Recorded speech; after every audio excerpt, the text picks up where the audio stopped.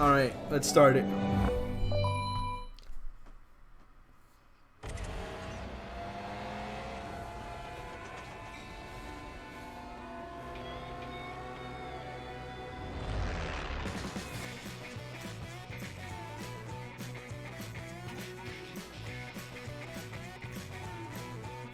Alright, welcome to the stream. I just started it.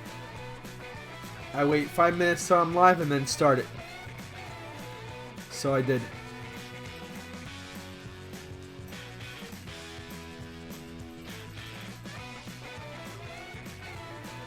Honestly, I don't think I can ever watch their show outside of the game, because then I'd want to drive too much. I'd want to drive all these cars, but I can't, so I'd just rather not. I know what I know, and that's about it. That's where it ends. Yay! Where do I apply?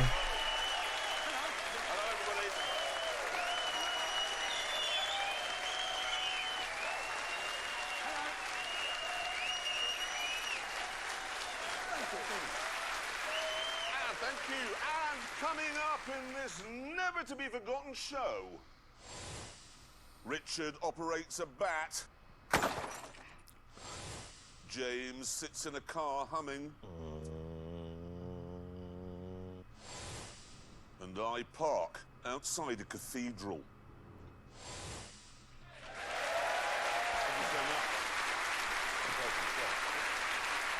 British humor must really suck.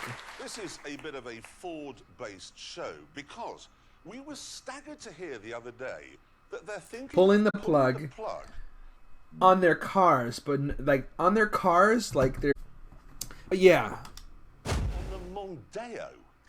Now this is enormous news. In Britain, losing the Mondeo is a bit like, well, losing the royal family. Yeah, and if that happened, someone would make a documentary about it. Quite, which is why we decided this week the Grand Tour should make a documentary about the passing of Ford's medium-sized family saloon.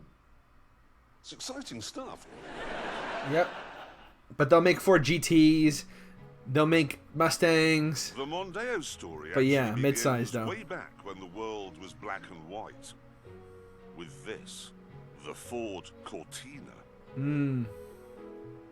This is Genesis, the first chapter in easily the most important book in British motoring history. It came along in 1962, and apart from the CND rear lights, it was nothing special.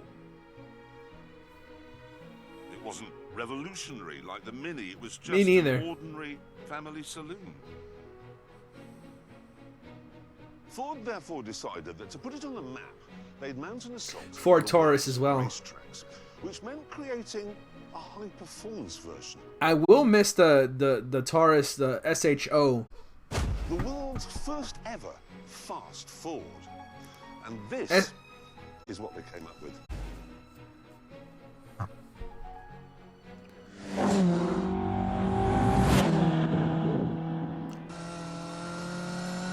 What does this have to do with Ford, though? Life doesn't get much better than this. Cadwell Park, sunny day. Mark 1 Lotus Cortina. Yo, let me tell you one thing. The one thing that I've changed with my driving is these potholes, man. I swear to God. I've mentioned it before, but Jersey City and Hoboken, they are getting really bad with the potholes, man. And I don't remember ever, you know, like driving so vigilant. I remember, just whipping my car around, you know, and stuff like that. But never like, oh, I gotta slow down because this road looks bumpy. Like, poof. Oh fuck, I fucked up. But anyways, you get what I'm saying. It just sucks. It takes all the fun from driving. All the fun. Let me concentrate for a second here. Here we go. Speed up again now. I might have fucked up with that whole going too fast and not catching that turn. Get a bloody move on. I might have saved some time here, though. I kept it moving.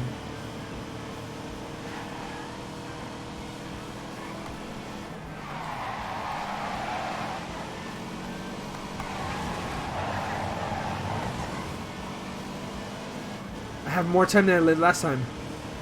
Got it. Yeah, 2 seconds. Save your suspension. Oh, yes. Twin cam 1.6 litre engine. I got it. Which sounds like I got it changed ever so recent. But fuck, I gotta start spinning now because people want to fucking. murder of mad bees. It revved like hell all the way to 8,000 RPM and produced 105 horsepower.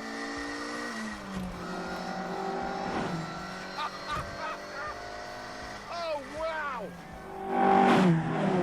Yo, why the fuck? Yo, who's gonna get it right Result now? was some spectacular Who the performance. fuck is gonna get The it? road cars would do I'm gonna 108 fucking miles an hour annihilate in somebody. race You know what? That shot up You're gonna to get annihilated. 145.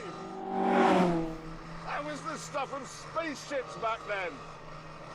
And best of all, if you were really on it, Alright. it would lift the front wheel in the corners. On the downside, it didn't You're stop fucking properly, dead. and there was very little grip. So it was an oversteer mentalist.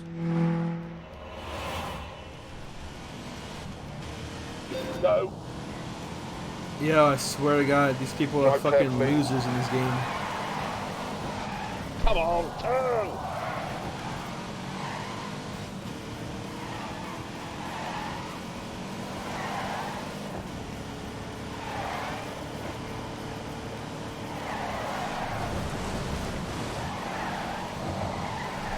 Okay, yeah.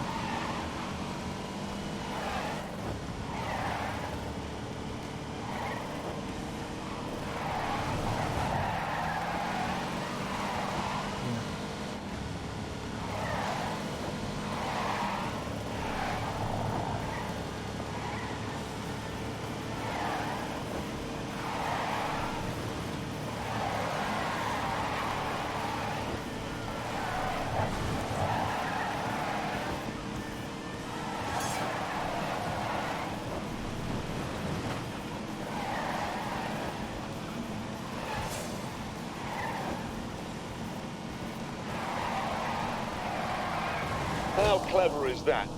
This is staggering.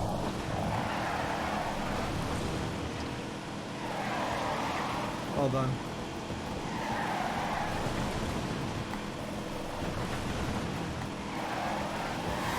It was Okay. also astonishingly brittle.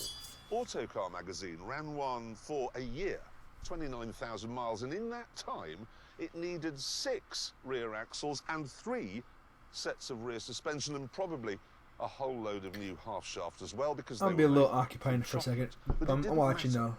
because the Lotus Cortina wasn't designed to last a lifetime. It was designed to last about 40 minutes, because that is how long a race lasted. Back in the early 60s, saloon car racing in Britain was just about the most exciting motorsport the world had ever seen.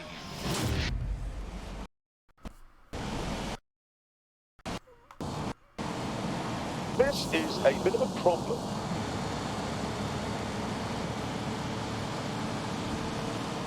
Oh, not now. It's a nice filter.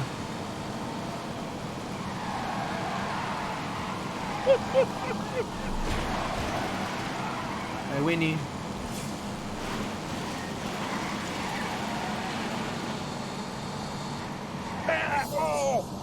Thank you so much. Hang on a minute.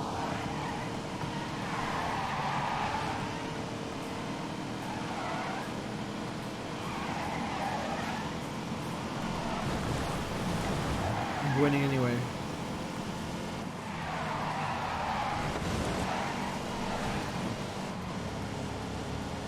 Anyways, That's will do.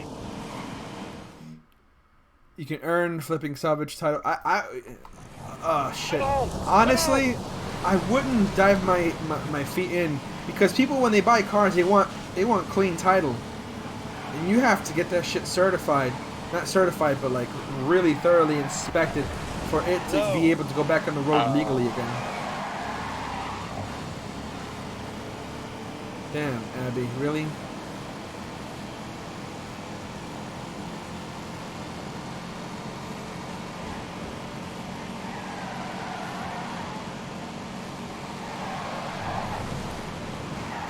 It is quite scary through here.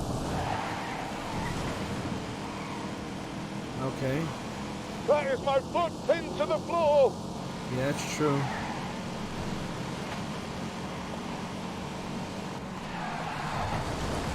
Yeah, I did it.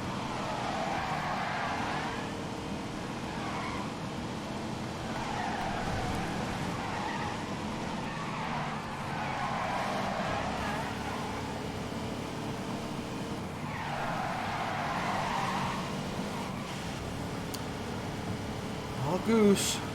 As long as I don't fuck this up. Right, onto the straight. Of course. Oh my God.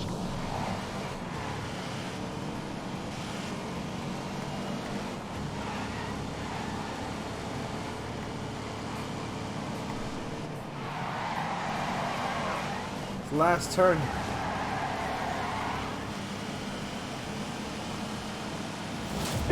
Okay. Massive American Fucking a-hole. Okay, Will. Hold on. Do you know what it is? Oh, maybe you know what it is. Hold on. But when the dust settled, it was the Lotus Cortina that was doing the winning. It actually won the championship in 1964. Yeah, you fucking... I gotta take care of something. I'm taking care of it right now, so just bear with me a second. In 1966, it won the RAC Rally of Britain.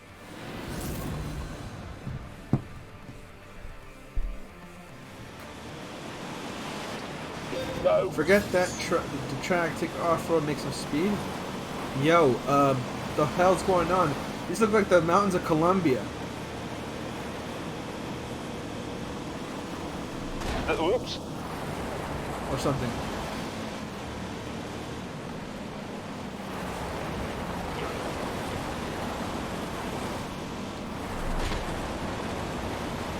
Oh, for God's sake. Poor car. They're really... And this is not that easy either. Everything's just blending. Black and white TVs had that problem. And I personally did not own one. But sometimes I would put it in black and white to watch an old movie when I was younger. Like, if the movie was really old, I would turn the color off and it would be in black and white. Because, you know, all the stories I heard. Oop. Okay. At this point in history, wrestling had only just given Rare way to achievement the Rolling again. Stone, and the glamorous Cortina caught the mood of the moment perfectly. It was exciting. The first car ever that made the ordinary family man feel special, like he wasn't just a downtrodden cog. These were the best-selling cars Britain had ever seen by miles.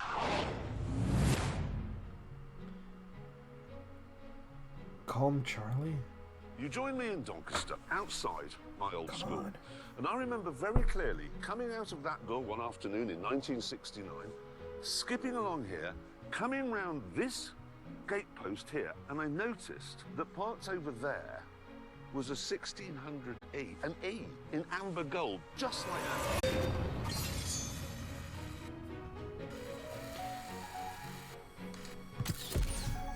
And in it was my dad. And that was impossible. I can still remember now, vividly, how I felt. My knees actually buckled. The hairs on the back of my neck are rising now in exactly the same way as they did on that autumn day 50 years ago. I can also remember the enormity of the hug I gave my dad because I was just so proud of him. I mean, he had an E. An E stood for executive. E. My dad had a 6000E. E. And that meant he was better than the Duke of Edinburgh. A few years later, in South Wales, another young boy called It is James a pretty May ugly color. went through the exact same thing. I was at my mate Andrew Jones's house, just up the road from ours, when his dad came in and said that my dad had just arrived home and he had a new car. So, I went outside, and there, parked next to the curb, was a brand new Cortina GXL. And I thought, well, that can't be my dad's. Pass. But it was. This was the all-new Mark III Cortina. And because it was the GXL model, it had chrome strips on the grille, and a vinyl roof, and 4 auxiliary dials that were angled towards the driver. It also had something called a rev counter, and I'd never seen one of those before. But when I looked at it, I suddenly became aware that my body could produce semen. What? Unfortunately, not all children in Britain were as fortunate as James and me. Because some of them were born in Birmingham.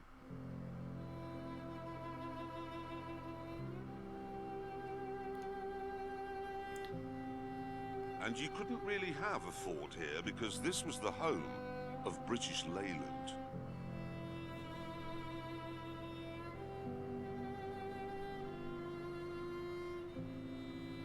I'm sorry. I grew I'm up sorry. here on this Give me like street, and I 10 more remember the minutes day and my dad came home with I'll be that super car. attentive. I prayed it would be the Cortina. Literally prayed. But it wasn't. Oh, damn. Oh shit. I forgot how to do this. Okay.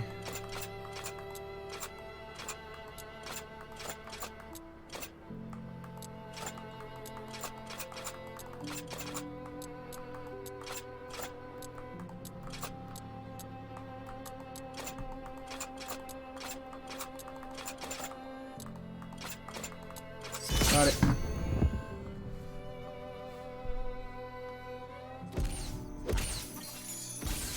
What it was a shoulder-sagging bag of disappointment called the Austin Allegro Estate. It doesn't even have 4 doors. What was my father thinking?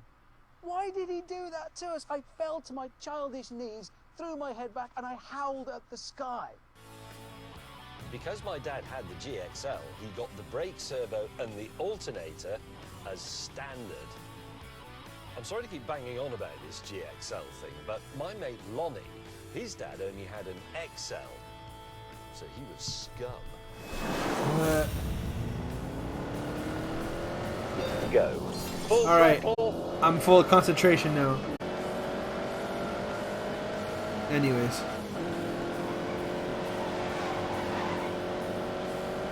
Nice. Like I said, I was gonna stop the thingy thing, but I figure now that I'm working again, I can afford to have that luxury there. I'll join you guys in a bit. I mean, I'll let you know when on what is it, Wednesday nights I'll be able to join. If you heard that, that was my cat fucking, I don't know what it does, but slams against my door. And she's little too, she's not a big cat, she's a small cat.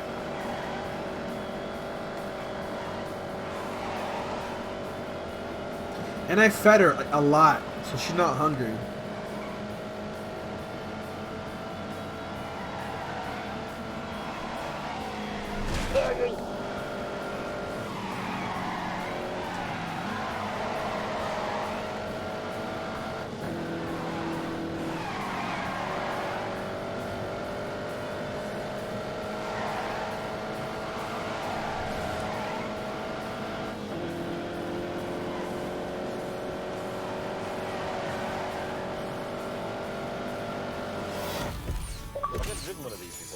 honest, It's I never downloaded. wanted to, because that really would be meeting a childhood hero.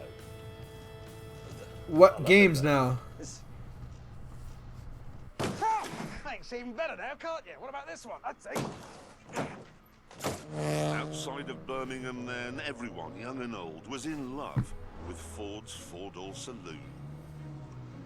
Because of this love affair, Ford sold a Cortina somewhere in Britain every 47 seconds. In 20 years, they Damn, leave sold me the fuck alone. 2.6 million of them. And let me put it this way, British Leyland took twice as long as that to sell half as many minis. Really? I'm gonna, yo, like, you get the hell out of here. The Cortina then had become a part of the fabric of Britain. Symphony of the Night has been backwards compatible, and I've been wanting to play that game, and I have Lords of Shadow 1 and 2 on my PC. And I would like to stream those games, actually. It was the nitrogen of our existence. But on the 22nd Why does my of controller July, vibrate? 1982, I freaking press resumed and it Ford pulled the plug. And that was the end of that. Sad story, of course. Well, it's a great story. It goes on. You feel better? Ford didn't give up on the idea of a multi-million selling medium-sized family saloon. They came up with a replacement. It was called the Sierra. Here is a picture of it. And Not a to bad begin looking with, car. it was a bit of a lemon. It was. When it came out, everybody said they hated its kind of futuristic aerodynamic shape. They said it looked horrid, like a jelly mold. And then everybody worked out the aerodynamics didn't even work. Another problem was the motor trade hated it because that plastic front end, if you had a crash, it would boing back into shape, which was brilliant, but you didn't know that everything behind it was actually smashed to pieces. Now, Ford decided there was only one way to get everybody to fall in love with its new mid-sized family saloon, something they'd done Fiesta? before. Make a fast version. What they came up with was this. Oh, wow. The Sierra RS Cosworth. No, that A looks pretty car cool. that could do 150 miles an hour.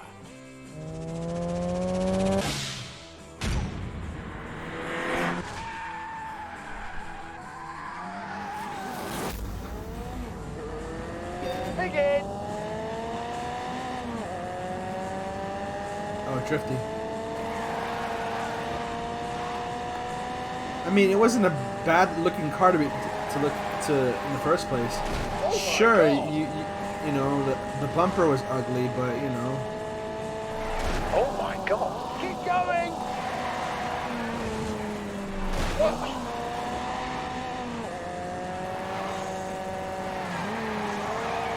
The car does handle like shit though, compared to everything else. Watch this. Unleash the beast. Like I'm literally steering left and it's not doing anything. Oh God. Oh my God. Go, go, go. Oh my God.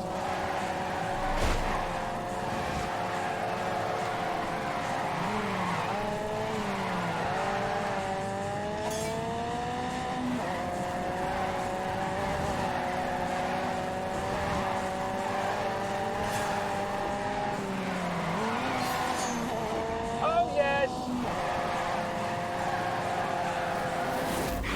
Good. I just want to finish that shit. It was 1986. Lots of cars could do 150, but not a Ford. That was madness. BMW and Mercedes could not believe it. This was the gardener coming into the parlor and kicking the Baron's teeth out. You know, I'm gonna run out of fucking pet food.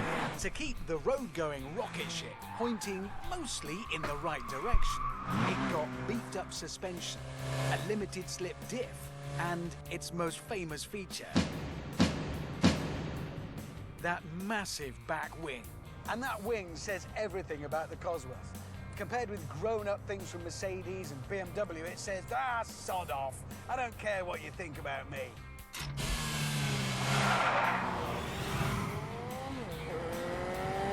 Let's go. We're off. Anyways, okay, all good. So, back to Kanachi's comment. I do have We're all set. I have Symphony, yeah, but Lords of Shadow. And I've been wanting to play that too, because I was just impressed. I'm like, when I played the demo for the first time, I was like, wow, this is a great game. I just never got around to it. I played it on stream like once, but to negative reception, or to no reception actually, and I just moved on. But I still have it for PC, you know. It is mighty. And it's not a bad looking game, like what I remember at least. But anyways, all good. So it's showing itself in a trio talking. That would not see. Sometimes that show. I don't know what happened to the car there. That show would have, or that episode would appeal to somebody who has nostalgia for that. 86, I was born. I wasn't fucking. I'm not even a Ford guy. Never owned one. I could have had a Mustang, but everybody has a Mustang. That's what I thought.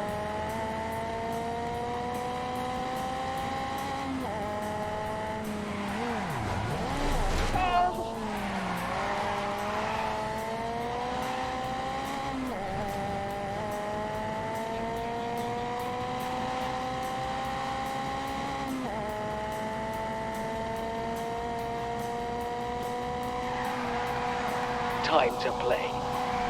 Oh, God.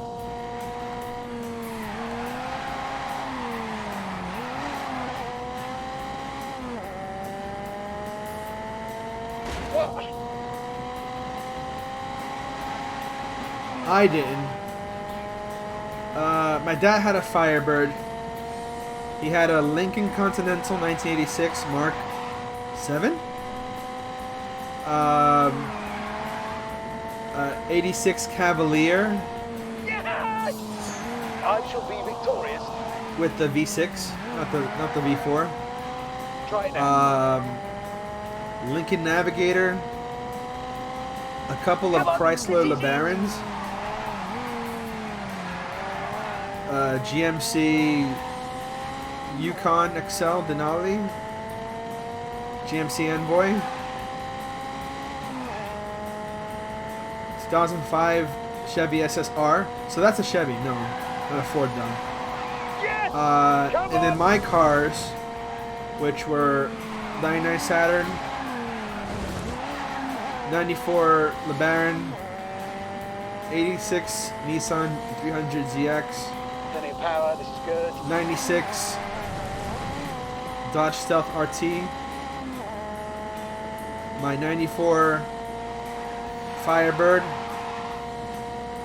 and my 06 Maxima.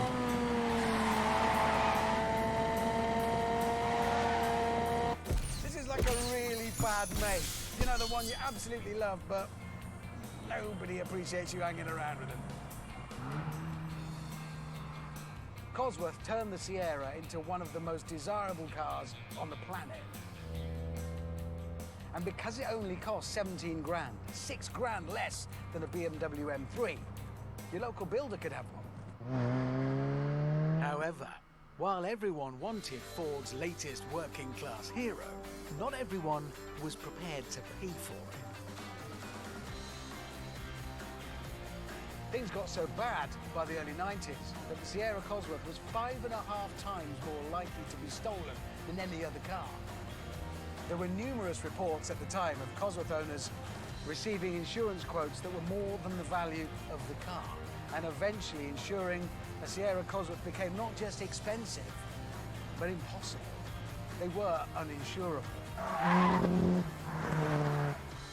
But by then, it didn't matter.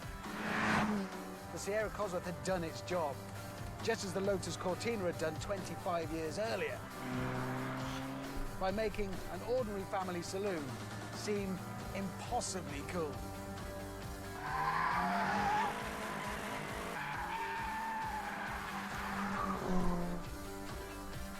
That's cool. Honestly, I'm just flipping drooling.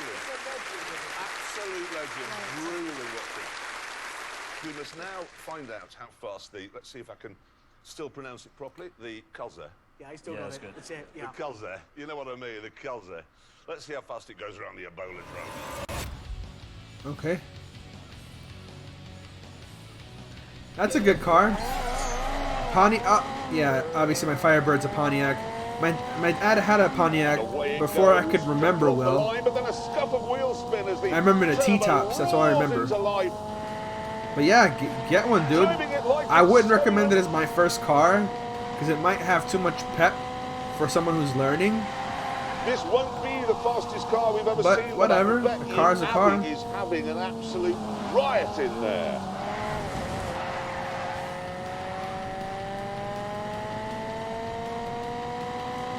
Back down the Zoom. Izzard.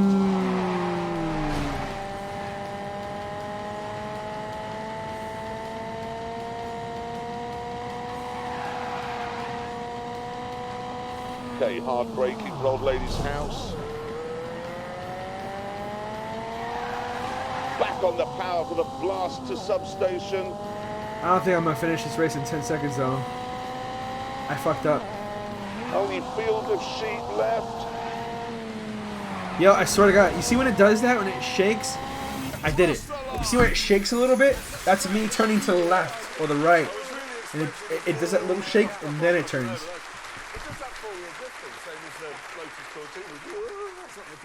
Anyway, let's see now how quickly Abby got it round the Ebola drone, shall we? Let's find out the time. Oh, quicker than I thought. What? Well, it's faster than a Lamborghini. I told you that thing was slow. It's actually slower than a Ford Sierra. But the interesting thing for me there is it's quicker than a Ford Fiesta ST 200, and they both have the same power, don't they? About 200 horsepower. It is, yeah. I think what that goes to show is, despite all the improvements in suspension and tyres, you can't beat fitting something with a sodding great turbo. A massive turbo does the job.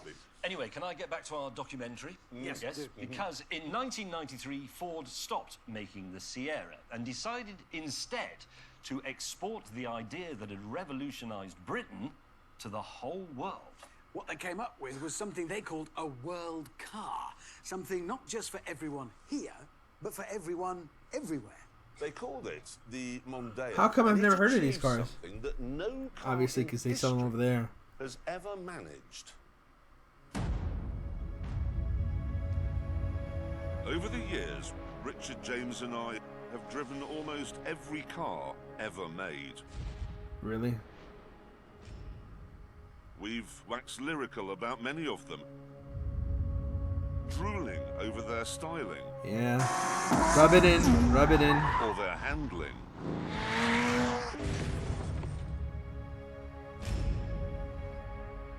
But incredibly, there is only one car that we all like. This one, the Mondeo ST Estate.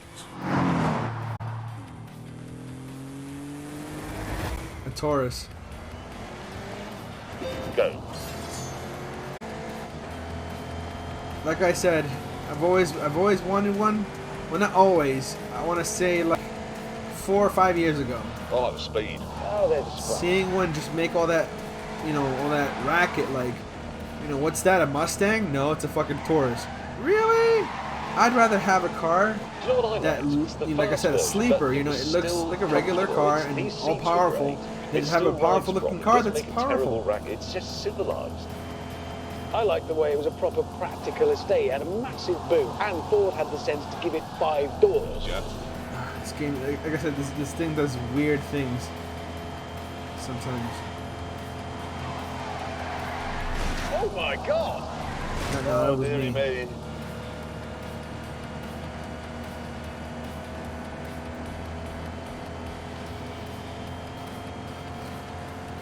Yeah, I wish I could drive like a million cars. Shit.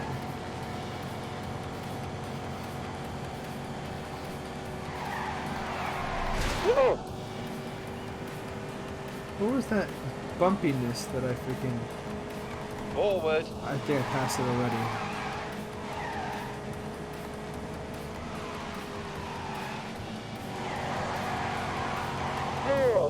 car shouldn't feel so good, but it does. Oh no. Oh dear God. Damn. I did it anyway.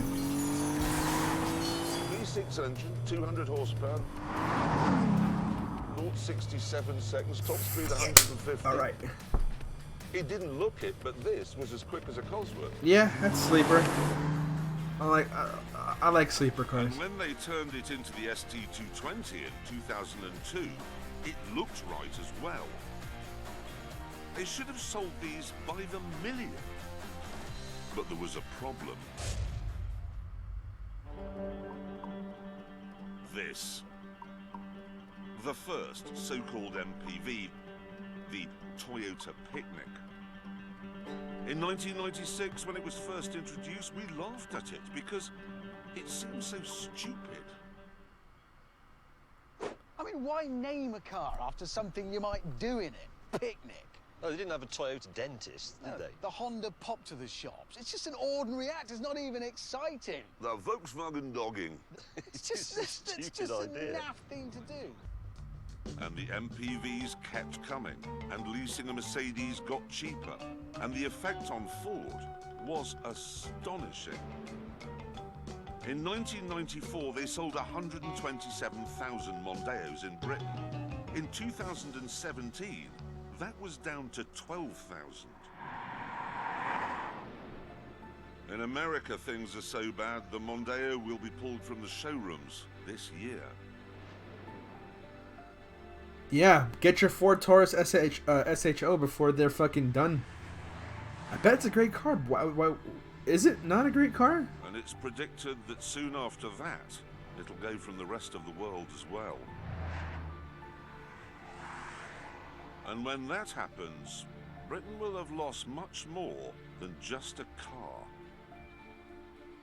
The Mondeo was never fancy or spectacular. It never won Le Mans. It was never awarded a Nobel Prize. It didn't write The Grapes of Wrath. It was just your mate, someone you enjoyed going to the pub with.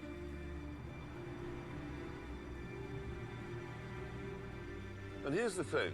When someone fancy or spectacular, like, say, Mick Jagger dies, it'll be sad. But when your mate dies, that is heartbreaking.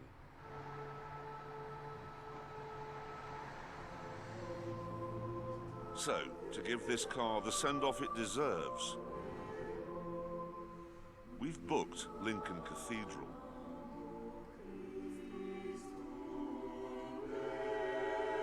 Damn, seriously? And invited some like-minded souls to mark the moment But like I said, of its passing. hold on. Let me see. It's still a badge.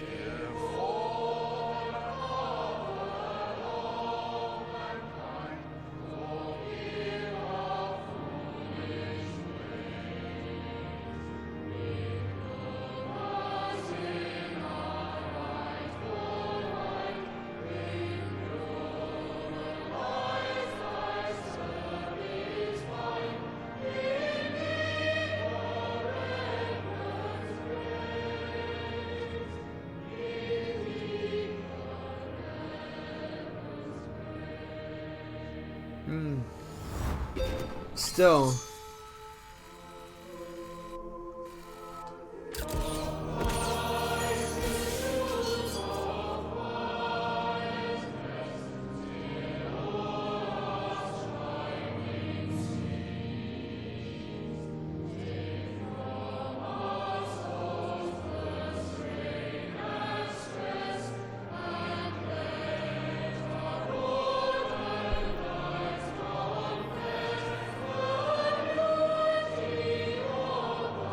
Now I want to buy a Ford.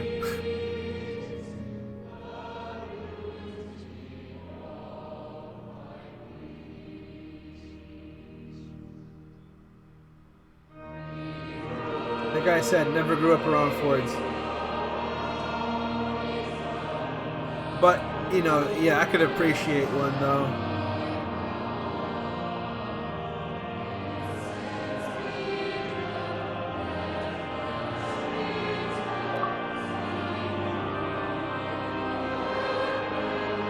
Ew, get the fuck out of here with that Fortnite shit.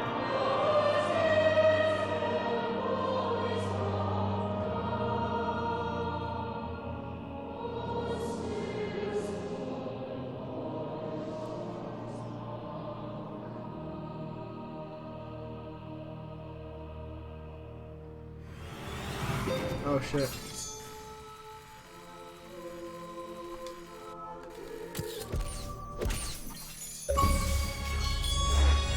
And that takes care of that. It is very sad. It is, it's very sad, and it's not the only British motoring institution that's coming to an end. We are. Yeah, it's sad. This is not just the last to the series. I mean, sorry, it's the show as you know it is actually ending with, you know, the track, bad, really badly fitting jackets every week. But this is the last one. It is. It is. And it's sad, but we have been doing it together for 17 years. Going back in my head, there's the cow on the Camaro, Yeah. the indestructible Toyota, Yeah. Oliver. Yeah. Beach buggies across the dunes. Yeah, I mean, that was. driving down that ski. I was in there, driving down the ski slope in Colorado. That was one of the best things I've ever done. It's all been epic. Don't stop. What? Don't stop. Carry on, please. Well,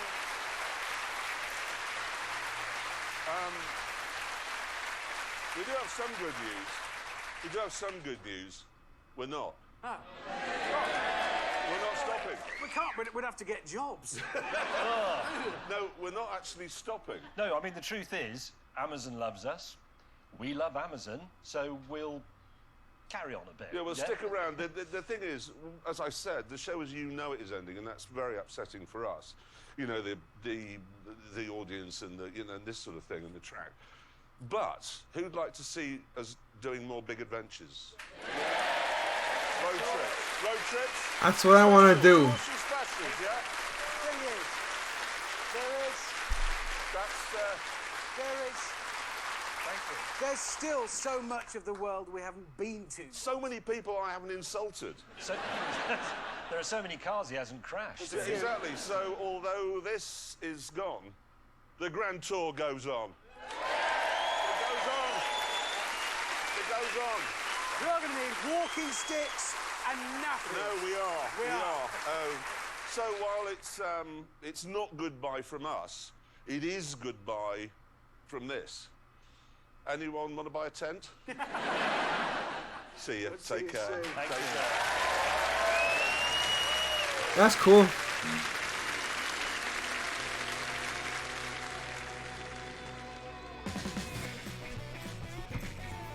I think you showed me the Hilux and everything. My theory on that one is that they freaking on the poor ass countries where they can't afford to fix their cars, they probably made a car that wasn't too flashy but was mechanically sound. I don't know.